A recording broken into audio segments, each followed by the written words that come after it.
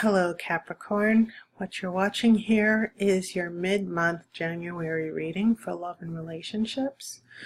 I'm sorry this is late, so as I've said in all the other videos, just consider this a mini update before February comes along with Valentine's Day. This is a regular reading. There will be 10 cards. The first 9 cards will be the main reading, and then the 10th card will be the outcome card. So I'm going to be pausing it after this last card. Here we go. Alright, so we're going to jump right into it. This isn't going to take long, 12 minutes, 10 to 12 minute tops. Okay. Just adjusting my light here. Okay, one of the things I want to point out, you've got some pentacles. You are an earth sign, and even better is that your root card for this reading is the Queen of Pentacles. She's right in the middle. And she's also the significator for Capricorn. So the Oracle is definitely speaking to you here.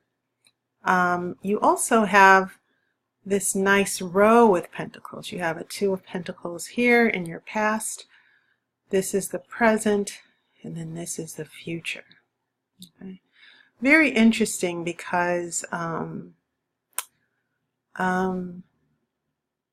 Pentacles have been relevant for this month's reading for all the signs. And also, I've noticed that the Hermit, the Cup, this 3 of Wands, the Queen of Swords, some of these cards there seems to be a theme with those other cards as well, especially with the water. So this Queen of Pentacles in the middle, it means it's all about you. You're in control of your destiny as far as your love life. Okay.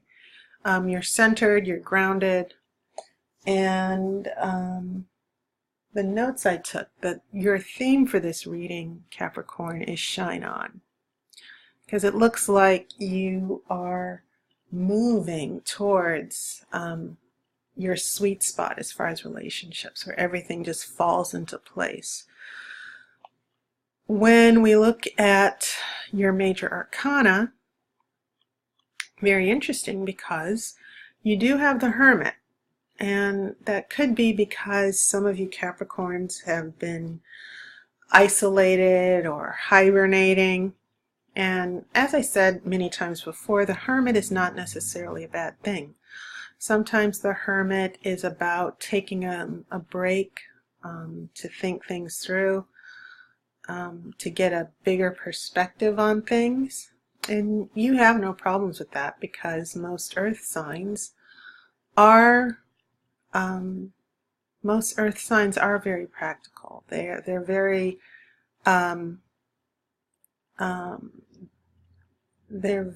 responsible. They don't do things out of impulse. So that's always a good energy to have. And then when we get here, you have the Star. And that's always about hope and optimism. And so you are capable, even though you have a lot of earth energy, and that tends to ground you and make you practical. It doesn't stop you from having hope. It doesn't stop you from letting your emotions through. All of the signs do that. There's no one dimension to any sign. You know, you might be an earth sign, but just remember, as far as your astrological chart, there are other things in play, especially when you look at your house of love. So it's all about you. And when I look at that first row, according to my notes, and please forgive me if I tend to look at my notes a little bit, the first row I wrote down a hope for a second chance. Someone might be looking for a second chance because whenever I see that 2 of Pentacles, for a relationship reading, I'm always getting the sense that maybe there's a juggling of two relationships. Someone is avoiding commitment. That might be you.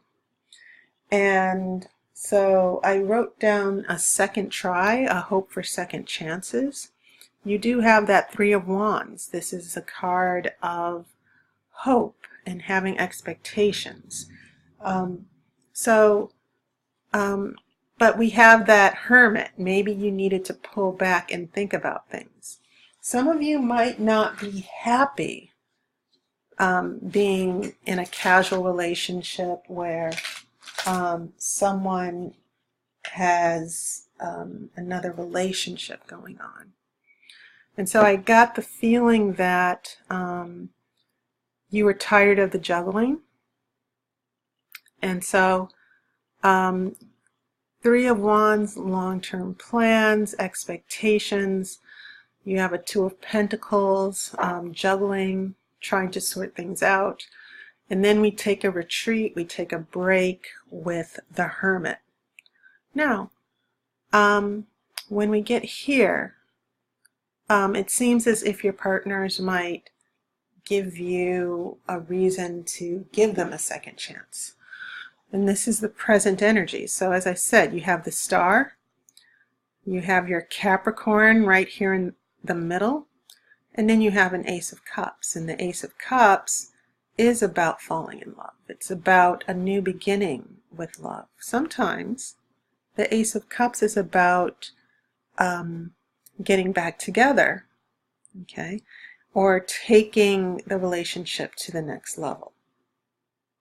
So having said that, I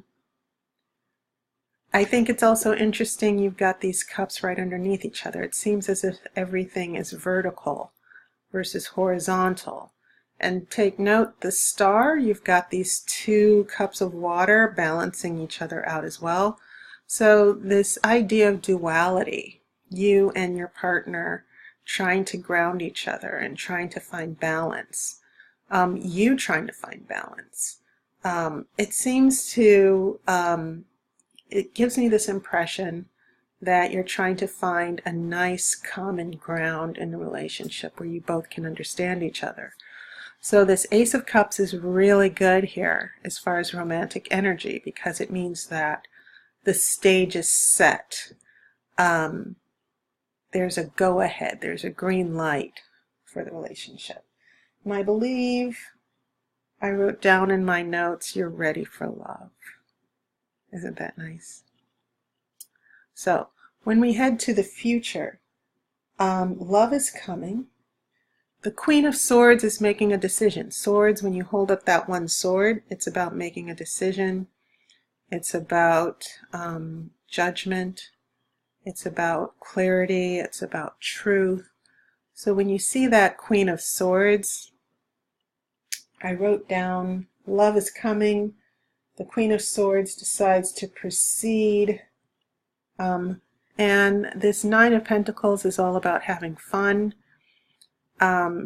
It's very materialistic. It's about prosperity, good times, and happiness. And then we get a stronger energy of love. We move from Cups to a Knight of Cups. And this is always good because Knights take action. Okay, so someone's coming forward with a proposal.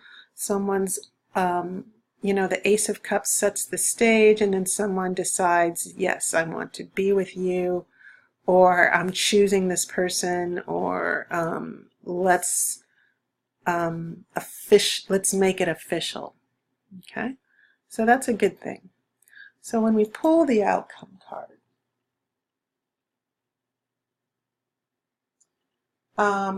the outcome card is the Tower. Now you shouldn't be too alarmed at this, because the Tower is a really good card. Most people don't like it because it looks like destruction is going on, and yes, things are being torn down.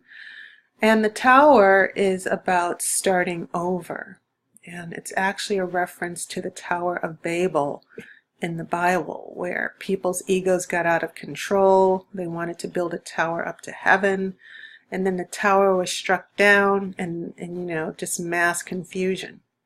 So you're moving forward in love, but there might be a little bit of a blind side or an obstacle. Relax, the path is clearing.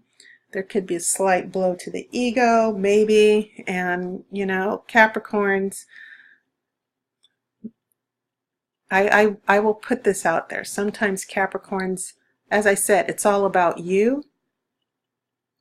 And so I don't see this as necessarily bad or damaging with the tower, but the tower, the purpose of the tower is to clear away obstacles, to remove that whichever does not serve the higher purpose of the relationship.